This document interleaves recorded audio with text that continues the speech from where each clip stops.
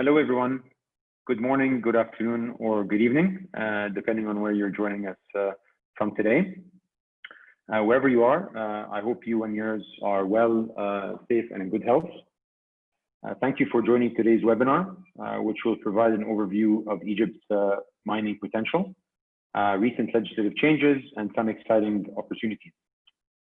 Before we begin, I would like to give you a brief outline of how we are going to go about today's webinar. So after giving a very brief introduction about myself and our firm, I will dive straight into the main content of the webinar. If you have any questions, please use the Q&A button and write down your questions. Please try not to use the chat function, which should be reserved for comments or general chat, as opposed to questions and answers. After going through the presentation, I will then take the questions one at a time. And once the webinar is concluded, please do feel free to get in touch if you want to discuss or get to know more about this exciting sector. In case any of your colleagues could not join us today, we intend to post the video on our social media channels. So feel free to give us a follow and share with anyone that may be interested. All right, so without further ado, let's get started. So a little bit about our firm and myself. So Shalakany is one of the leading corporate firms in Egypt and the MENA region, and we have been for quite some time, 1912 to be exact, which is the day that we got established, with over 75 lawyers, including 10 partners. 10 partners, that makes us one of the larger corporate firms in the region by number of fee earners. We are proud to be the exclusive member firm for Egypt for both Lex Mandi and Meritas, the two largest networks and alliances of independent law firms around the world. Our firm is top ranked across all areas of practice by IFLR 1000, Legal 500, as well as all of the other top international ranking firms. I'm glad to say that our lawyers are also considered leaders in their respective fields, and they have been recognized as such by these ranking firms as well. As for myself, my name is Shalakany, and I'll be your host for today. I'm a senior partner in the firm's project development and finance group. I am dual qualified in the UK and Egypt, and I specialize in natural resources, energy, and infrastructure work. What really gets me going is working on pathfinder transactions in new and unexplored areas. And that's why I'm very excited to talk about Egypt's amazing mining potential with you today.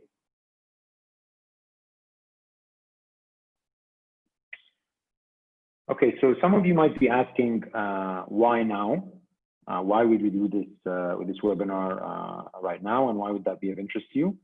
Honestly, as I'll explain in a moment, we think this is the perfect time to talk about the mining sector in general and gold specifically. But we were a bit worried about the level of interest at this time with everything that's going on. But we were really delighted with the response, and fortunately, this webinar was heavily oversubscribed. So we're really delighted. We will, of course, be talking about the prospects in Egypt specifically over the course of today's webinar. But I wanted to start with the macro picture and share a screenshot charting the price of gold in US dollars per ounce over the last 6 months. As you can see from the chart, the price has gone from about 1,500 USD per ounce to 1,750 US dollars per ounce, which is an increase of about a little less than 17%. Which is not bad at all in this economy, and the expectation is that it will rise further, with some observers predicting we could even reach $2,000 per ounce, which would represent a third increase, or a 33.3% increase on the price of gold just 6 months ago. So clearly, there's a clear signal here that there hasn't been a better time to invest in this commodity. So on that note, I would like to take a poll now, and we will announce the results at the very end of the webinar before we take your questions. So the question, which you're going to see on screen any moment now, is how many of you believe the price per ounce of gold will reach USD 2,000 per ounce before year's end? So I'll give you a few moments there to put your answer before we move on.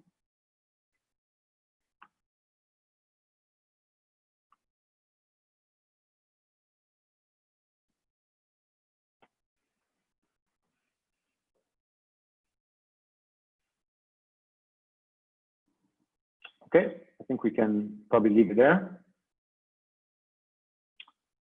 So this slide is about an overview and potential of the mining sector in Egypt. So Egypt is home to a wealth of mineral resources, including gold, copper, silver, zinc, platinum, and a number of other precious and base metals.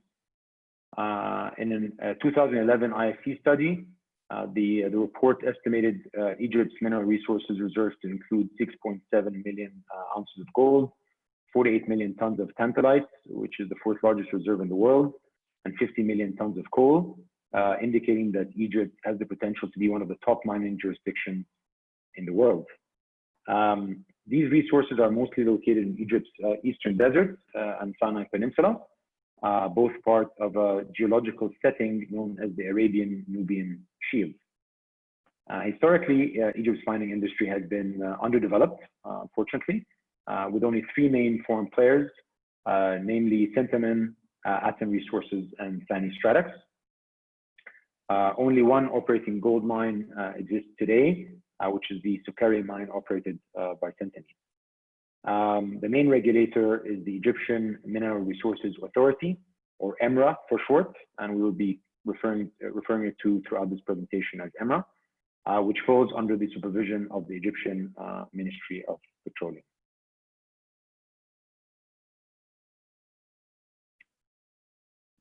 So over here, you can see a little bit of history about gold mining in Egypt.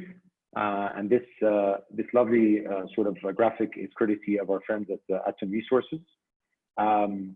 So clearly, as you can see, for millennia, ancient pharaohs were able to build powerful kingdoms, which were only made possible by the riches of Egyptian gold deposits. And there are many, many ancient gold mines in Egypt.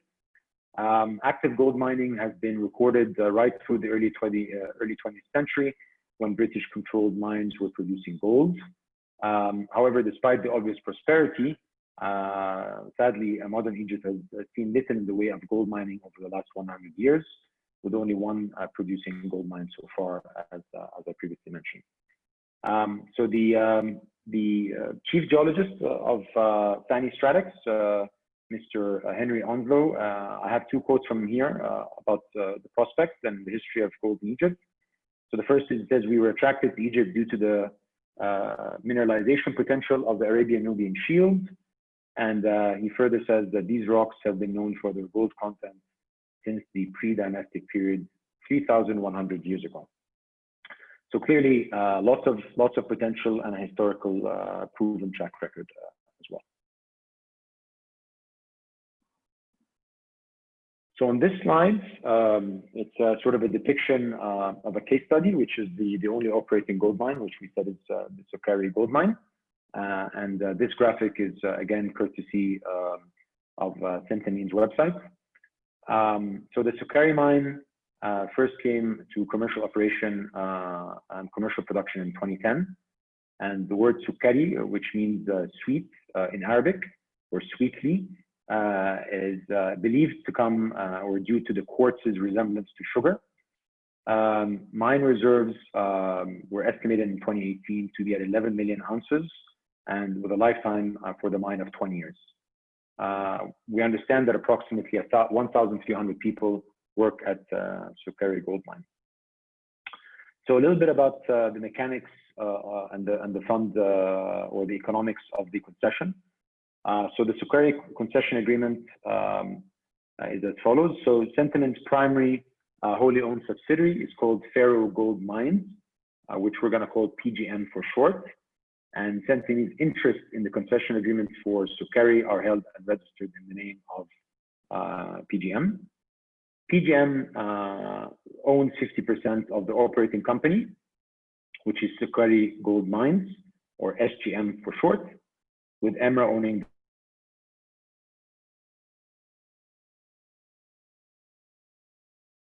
the remaining 50%. The main commercial or fiscal terms of the concession agreement, they are as follows. So PGM must solely fund SGM and is responsible for the day-to-day management of the company. But PGM is entitled to recover costs and expenses from sales, revenue, and so on from EMRA. PGM will not pay any taxes or duties for 15 years, with an option to extend for a further 15 years. And PGM will pay a royalty of 3% net of sales revenue.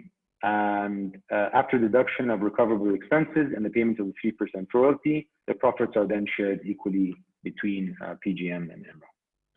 So most concessions granted during this time are pretty much the same as the economics that we've seen here for sentiment in this concession. So they are very similar, if not almost identical. So challenges, very important to highlight some of the previous challenges. So while Egypt's mineral wealth was always considered world-class, the country was lacking an internationally competitive mining policy that provides the right balance of economic returns to both the government and the investor. Companies continue to stay away from the Mines and Quarries Law issued in 1956, which we're gonna refer to as the Old Law, which is based on a production sharing arrangement that was not appropriate for the mining sector. Under the Old Law, the main obstacle facing mineral explorers was the inclusion of mining in the oil and gas legal framework. However, mines cannot follow the same sort of arrangement and laws as oil and gas companies due to the comparative long time it takes for them to become productive. In addition, each mining contract signed with the government must be converted into a law, which takes many years to make this conversion. And during that time, market dynamics can change and shift dramatically. So again, if we refer back to that 2011 IFC report, which was part of the reform efforts that were done with the government, an anonymous investor that was interested in investing said that the decision to invest in a mining project is based on risk-return considerations, and attractive geology does not guarantee mining investment if a region's policies are bad. So clearly, having good geology and having historical proven track record is great, but we need to get the policies right in order to attract the right level of investment.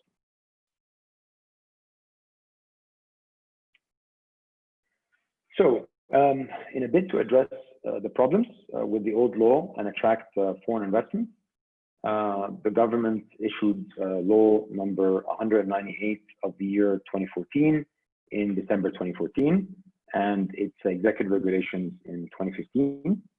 And this sort of amendment will, or actually replacement, will be commonly referred to as the mining law, and it completely replaced the old law.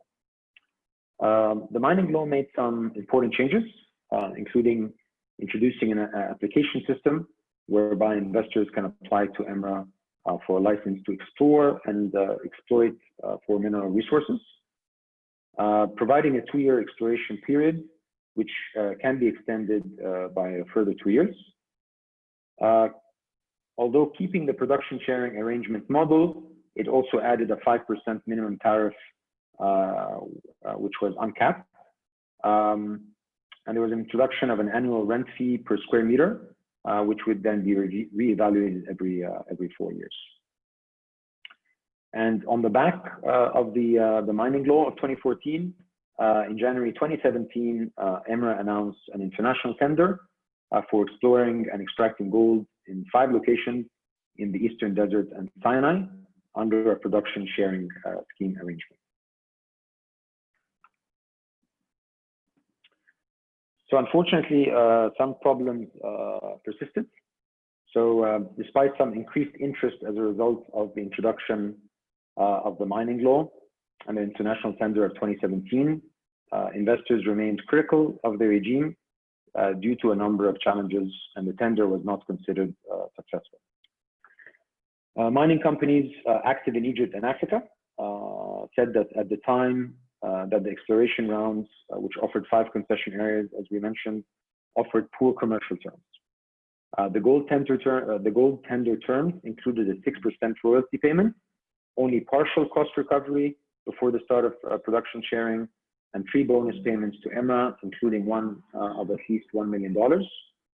At least 50% of any gold revenue the companies generate would have to be shared with the government. And the country's 3 main foreign players, which we mentioned, were Centamin, Atom Resources, and Thani Stratex, all announced at the time that they would not bid under the terms of that international round. In the end, the UK's Veritas Mining Limited, Rassan Spain Investment, and Egypt's East Gas Company each won a concession, while Australian company Resolute was awarded 2 tenders, the Bukhari and Omusama concessions. The government took on board investors' comments, and in 2018, they hired independent consultants with McKinsey to audit the current legislation and to provide recommendations for policies that would encourage a global investment in the mining industry. Wood Mackenzie identified 4 key challenges with the current regulations. Firstly, oil and gas style production sharing agreements. Secondly, requiring companies to acquire exploration ground before obtaining exploration licenses. Thirdly, that the legislation was quite outdated. And finally, the lack of available and accessible information for investors.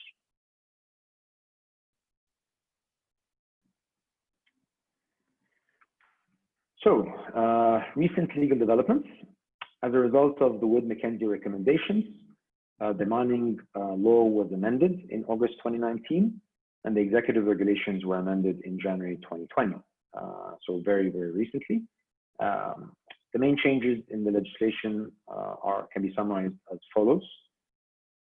So firstly, shifting from a production sharing agreement model to a royalty, rent, and tax model. The royalties vary between 5% to 20% of the raw production value. The legislative changes grant broader powers and discretion to EMRA in order to provide more flexibility to adapt to market conditions and require less amendments to primary legislation by Parliament. For example, exploration licenses for precious metals and precious stones will be licensed by the Ministry of Petroleum without the need to issue a law. And exploration licenses for small mines less than 1 square kilometers will be licensed by EMRA's board without the need to issue a law. As for exploitation licenses for quarries, mines, and saltworks up to 16 square kilometers will be issued by the competent entity, which is EMRA for mining, and exploitation of precious metals, precious stones, as well as mines, quarries, and saltworks exceeding 16 square kilometers need to be licensed by a special law. Mine exploration permits may now be extended by up to 6 years, as opposed to 4 previously. So the way that this works is that the initial period is 2 years, which can then be extended by another 2 years, and finally by a further and final 2 years, providing the technical justification submitted by the gold mining company is approved by EMRA. Activities under the mining law could be undertaken under the investment zones regime provided in the new investment law number 72 of the year 2017, which means that they can enjoy certain investment incentives and guarantees. We're going to take a very quick kind of recap of some of those, the most important incentives and guarantees in the investment law. So the first one is equal treatment and residency. So foreign investors are guaranteed equal treatment with Egyptian nationals, as well as residency for the duration of the investment project. Nationalization, sequestration, and license revocation. So investment projects may not be nationalized or sequestered. and less for the public interest and in return for the fair market value compensation. And this is in line with most bilateral investment treaties and international or private international law more generally. The Egyptian cabinet of ministers may grant preferential treatment to foreign investors if economically necessary. So these are very much for special cases.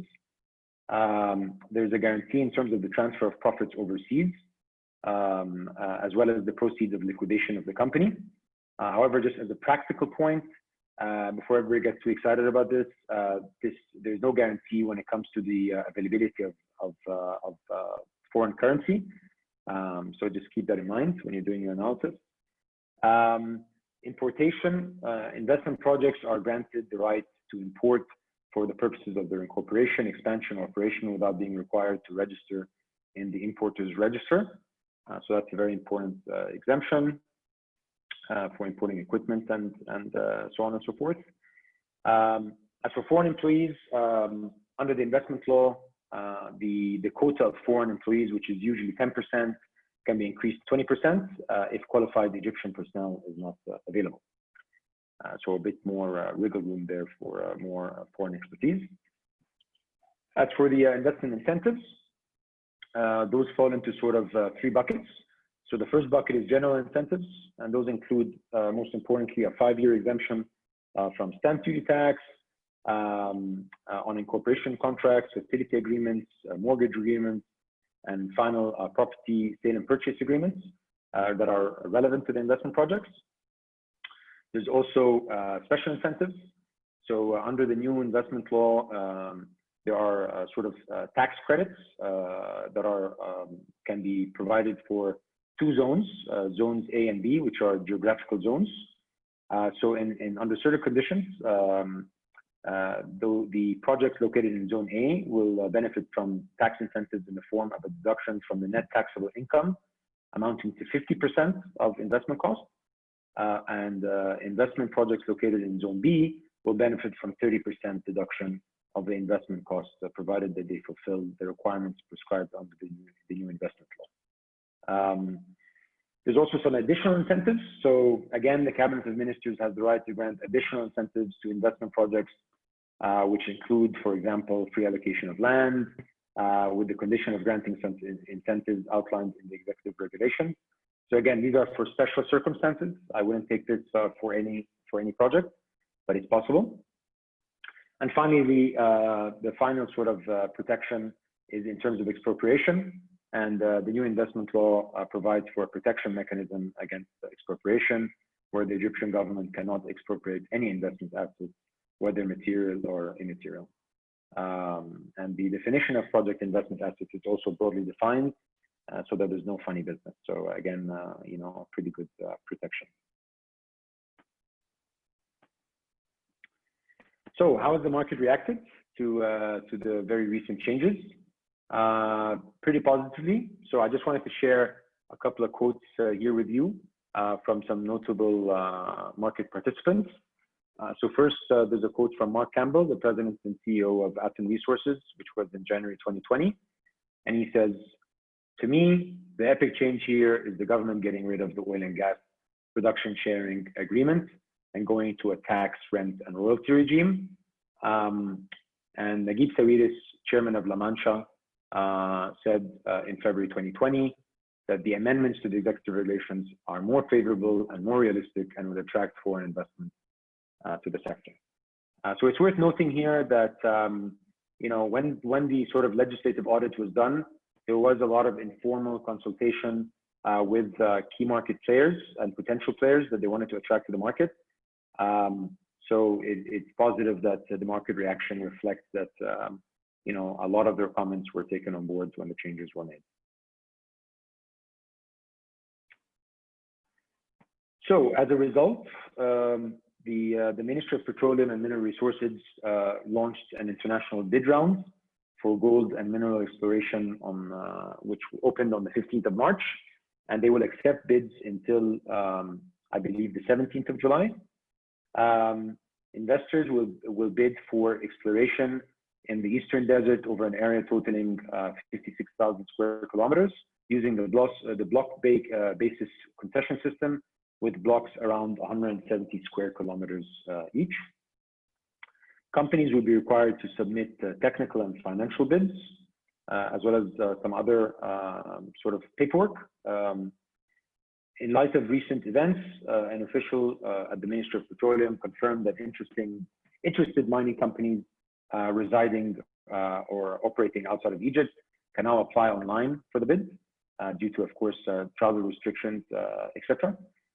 And finally, the Ministry of Petroleum, Engineer Pharaoh recently stated that the ministry will launch new gold exploration tenders every 4 months. So clearly, you know, they want to go full steam ahead in terms of exploiting our vast potential. Okay, so thank you for bearing with me. That's a wrap from my end. I hope you enjoyed the presentation, which should provide a high-level overview of the mining sector in Egypt, as well as recent developments. As I said at the top of the presentation, before turning to your questions, I'd like to share the results of the survey. Okay, so as you can see here, people are feeling pretty bullish. So 76% of you believe that gold will reach USD 2,000 per ounce before year's end. So that's great. I'm glad that we have a lot of optimists with us today. Okay, so I will now take your questions one at a time. For any further questions you have at this point, please do put them in the Q&A. If we can't go through all of the questions during today's session, please do feel free to get in touch, and I would be happy to discuss those questions with you further.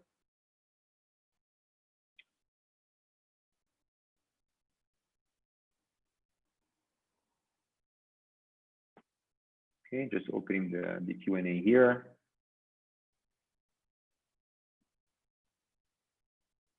Okay, I'm going to open the chat as well.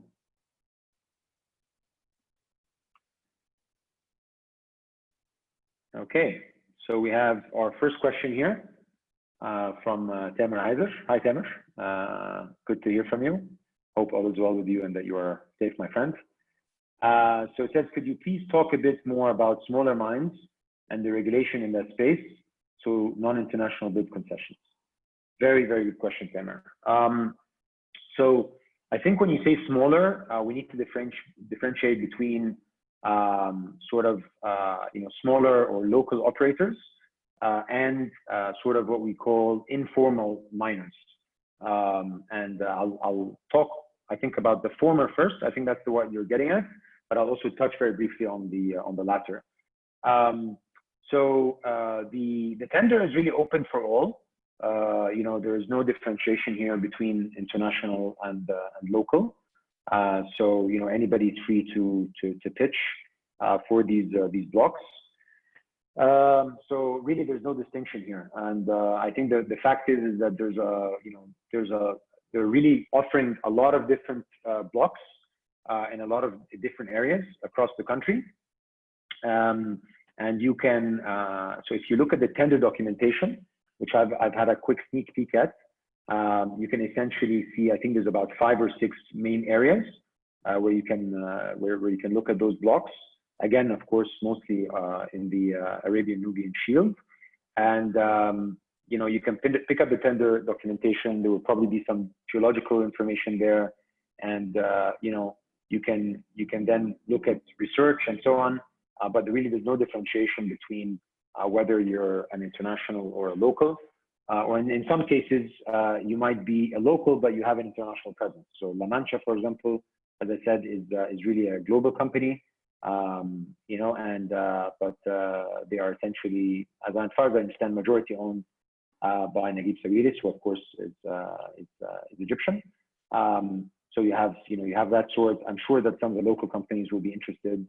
And the 3 main players that we touched on, I am positive will be interested, as well as many others. So if you look at the news, I believe that before everything, before sort of the global pandemic, Engineer Pharaoh, the Minister of Petroleum, traveled to a very important mining conference in Canada, and he had there was a lot of he wanted to drum up interest there, and there was a lot of interested parties.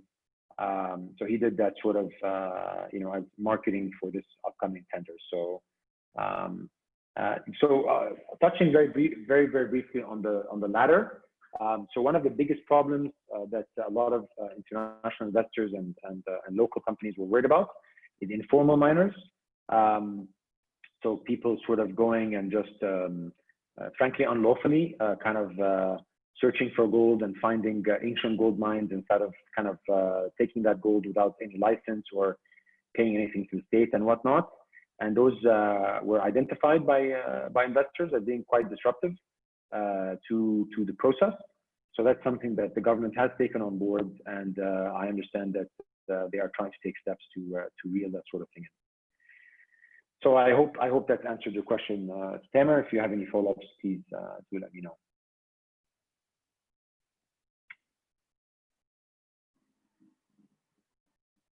Okay, so we do have one question that has come up on the chat. So good afternoon, Mohammed Hassanin. I'm not sure if you're with us at the beginning of the presentation, but I would be grateful if you could try to put your question in the Q&A next time. But I will take this on. So your question here is, I'd like to ask about information. As the Constitution obliged the government to allow for information, is there any potential for legislation that regulates the use of information, transparency, and authenticity of infos regarding to geological issues, for example, etc.? One more question is about a model contract. Does the new mining law suggest a model contract for mining? Okay, so those are two questions. I'll take each one in turn. Thank you for the question, Mohammed. Both very good questions. So the first thing is in terms of information. So I think, as I touched upon in one of the previous slides, one of the clear challenges that was identified by Wood Mackenzie in their legislative audit was the importance of having information for investors.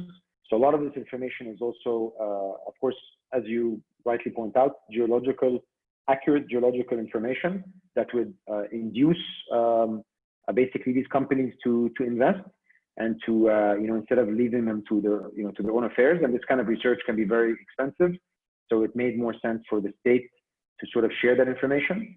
And I understand that the government has taken this on board. So in terms of the accuracy, I don't think that there's anything in the law that talks about the accuracy of information, but this will be coming from official channels, from EMRA. EMRA is, obviously they're very competent. This is their main role, and they want to incentivize investors. They want to regulate this sector. So there needs to be strong trust that the information that they provide will be valid and accurate. But the way that these things usually work is that the government will provide some information, but what they will normally do, and rightfully so, is that for investors, they will then say that you need to validate and confirm this on your own. So once you take your due diligence to the next step, it's your job as a private sector participant to then validate and confirm the information and make sure it's accurate and fit for purpose and so on. So I hope that answers your first question. In terms of the second question, so the model contract. So this is a very, very good question. And I think that as far as I know, the current tender documents do not yet contain a model contract. And it's important that I think investors get their hands on this so that they can have full information before they can commit to those kind of investments. So of course, there are a number of concessions that were previously issued. So despite the fact that there's only one operating gold mine, Shalakany gold mine, which was a concession that was granted to Shalakany, as I previously sort of outlined the structure, there are other concessions. And we know that some investors are interested in sort of acquiring or assigning some of those previous concessions. Some investors have gone on the record and actually made press releases that they would like to either invest in the previous concessions or to sort of enter into a joint venture with the government for current concessions or potential projects. So those are all based on the previous model, which was under the 1956 Mines and Quarries Law, and they were all, all of those were issued with a special law, and they're actually publicly available. So if you are interested, you can actually probably find those online by searching, for them. We certainly as a firm, because we've invested a lot in the know-how and we have a number of clients in this sector, so we have all of these concessions. But really, those were all based on the sort of production sharing agreement model, which, as I said, was not very conducive for investment. So we have to wait and see what the new one will look like. And I think it's very important for the government to really release this so that investors can have as much information as possible, so they can make an informed decision when it comes to investments. So thank you again, Mohammed, for your question. I hope I've answered your questions. Okay, if anybody has any further questions, please do put them in the Q&A.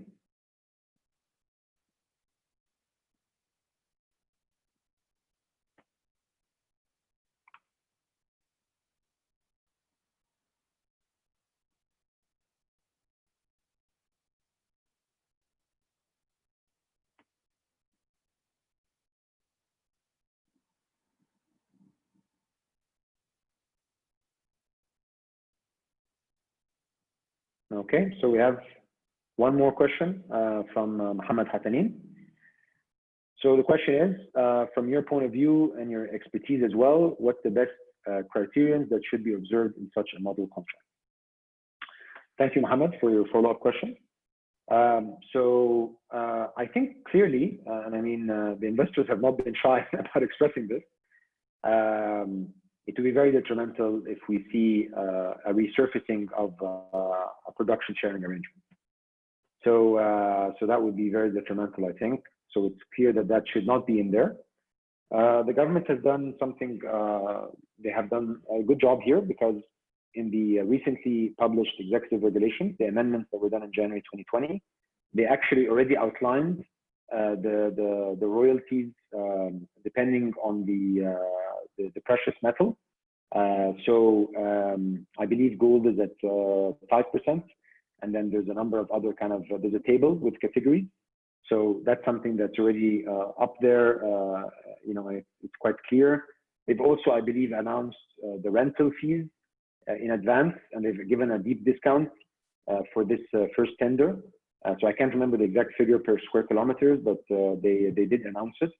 So again, this is very positive. I think the more data that investors have, the better they can model. And I think that they would have received a lot of other comments throughout the consultation period on the concession specifically, and they're going to want to ensure that that is reflected properly. I think those are kind of the main things that you'd expect the government to take on board. And I would, but really the main one, as I said, is just make sure that the production sharing agreement doesn't come back, and that everything else that you've promised is reflected in the model contract. I think that's what's critical at this stage. So I hope that was a good response for your question, Mohammed. We have a few more questions coming in. So I'm going to take the first one from Omar Al-Alfi. Hi, good afternoon, Omar. So thank you for your question. Once the new mining law is in place, is it expected that this law will apply retrospectively to concessions currently under the older laws? Very, very good question, Omar. So a lot of our clients have asked, what is the interaction if I already have an existing concession, and how does that work with the new mining law, which is actually in place? So the mining law is not, there's no waiting period. It is effective as of today. So how's that going to work? It's a gray area, to be very honest with you. I think that the law has basically provided some flexibility in there by saying that the way they've said it, which is also in accordance with the sort of settled Egyptian general principles of law, as well as the constitution, is that any rights that were given are not going to be taken away. Okay, so if you have a concession and you have any rights, then those are sacrosanct, they won't be removed. But if you then want to have some things from the new law, then you are invited and encouraged to then go to negotiate with EMRA, and there is a possibility that EMRA can negotiate a change to the concession to bring some of the new features into the concession. Now, of course, as that negotiation goes, some things the investor is going to want to keep from the old concession. So, for example, if you were with me on the slide where I had the case study for Shalakany mine, you would have noticed that there were the tax and duties exemption for 15 years that are extendable for another 15 years. And basically, if you are currently enjoying that tax holiday, you'd need to kind of weigh up, okay, well, I have a tax holiday, but at the same time, I'm doing a 50-50 production sharing with the government, and I have a cost recovery, and I have 3% royalty. So you'd have to kind of work that into the model and see which one works better for you. The one thing that they have mentioned, however, is that when it comes to any optional renewal that the investor wants, at that point, EMRA will want to bring the concession in line with the current regulations. So that's the kind of way that we are reading of it. And our recommendation, generally speaking, but especially now, is it's very important for any interested investors to keep a very open communication with EMRA, develop rapport, and don't be shy of asking questions and ironing out details. We have very good relationship with them. So, if you are interested, please do get in touch or to build that, separately. We have two more questions here from Sharif Al-Hel. Good afternoon, Sharif. So the first question is regarding Centamin. Did they restructure their existing PSA towards the new royalty tax and rent regime? Thank you very much for this question. I am not at liberty to disclose anything that's not been publicly announced. So all I can say is that as far as I'm aware, there has been no public announcement by Centamin that they will restructure their existing PSA towards the new royalty rent tax and rent regime. However, as I did mention at the beginning of the presentation, Centamin were one of the people that went on the record in 2017 in the previous international round, and they said that they would not be participating in that round because they want to see a new regime that does away with the PSA and focuses on the royalty tax and rent regime. So they're on the record, and that's their policy. As to for their existing assets, again, I'm just guessing here. This is, I have no inside information, and if I did, I could not disclose it. So just speaking out loud, what they would probably be doing is what any investor should be doing, which is weighing up the modeling. Am I better off sticking to what I have? Especially now that we've made a fantastic find and it's producing, and they have excellent reserves, an entire lifetime of 20 years remaining, or should I try and rock the boat to maybe get some additional features from the new amendments that were made? So I think that's the way that they would probably be thinking about it. I hope that answers your question, Sharif. And please don't mention it. It's my pleasure to give the presentation. So I think we're coming towards the end here. Okay, there's one final question, Mohammed. So I will take your final question. Then I think we're going to have to leave it there. I know that people have busy schedules and so on. So is there any opportunity for a law regulating private satelliting for mining and consulting companies so that we can get use of such new technologies in discovering and exploration? That's a very good question. Honestly speaking, I don't have any specific information. However, from my work with our oil and gas clients, and from my work with our real estate clients, I understand that satellite surveying and geological studies are done. So certainly there is a way to get approvals, and some companies do have licenses to be able to undertake those. Of course, for satellite imaging, there are local and international companies, and each of those will have different regulations and so on. But I know that they do operate, they do exist, and there are a number of companies that do provide some pretty cutting edge technology when it comes to using satellite imagery and other pretty interesting things. I've even heard about drones being used for sort of closer to the ground imaging and stuff like that. So again, that's not my area of expertise, but as you can tell, I do have a particular interest in the details and some technical aspects as well. So yeah, but you'd have to ask some of the consultants that provide that kind of service. Okay, everybody, it's been a real pleasure being with you today, and thank you for joining us. As I said at the beginning, we will be recording this session and we will be putting it on our social media channels. So if you want to, if you can stand another time of seeing it, or you missed any part of the presentation, or any of your friends or colleagues would like to watch it, feel free to tell them to give us a follow on our social media channels, and you will get to see it there. And finally, if you have any further questions, please do feel free to get in touch with me.